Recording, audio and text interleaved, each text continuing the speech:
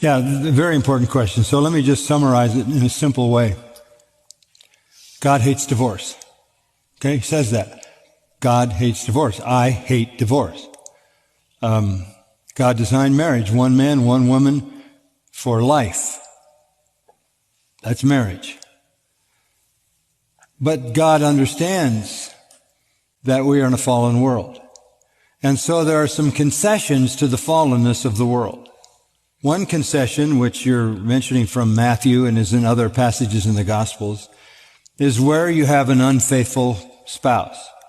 Where you have an unfaithful spouse. Ideally, that unfaithful spouse would repent and come back, and in a Christ-like way you would forgive that spouse and keep that union together. But in the assumption that you have an unfaithful spouse that perpetuates that unfaithfulness, there is grounds for divorce. God even divorced Israel. He said, I gave Israel a bill of divorce for her many adulteries. So God understands that marriage is a union that can be so totally violated as to be virtually impossible to sustain without harm. So where there is impenitent adultery, there's freedom to divorce. And at the same time, if there's freedom to divorce, the assumption is that you can be married again.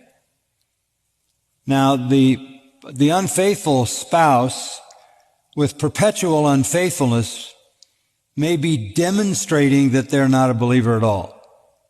Because that's really not how believers act, right? I mean, if you go to 1 Corinthians chapter 6, there are no adulterers in the kingdom. There are no homosexuals in the kingdom. So if that's the fixed, settled choice, even after you've gone through the process of calling that person back and offering forgiveness, God is not going to make you live with that kind of relationship. That is a grace and that is a mercy that even God exercised when he divorced Israel. Now, with regard to 1 Corinthians 7 and verse 15, you have an unbeliever leaving. This is an unbeliever. That's the only way you know whether someone is converted. You're not talking about somebody who's elect because you don't know that. This is an unbelieving person. Will they be saved in the future? Who knows?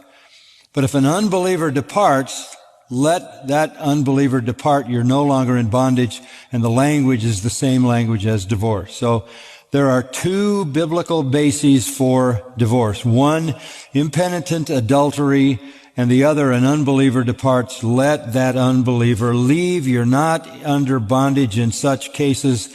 God has called us to peace.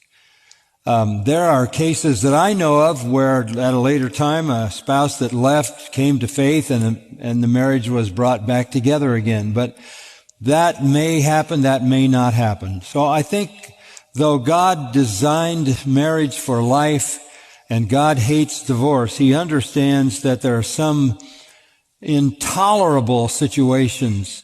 And when you have exhausted all possible efforts to bring someone out of an adulterous kind of relationship, even offering forgiveness, and when you have an unbeliever who wants out of that marriage, you're not under bondage to them. And I think in both cases you are free to marry again in the Lord.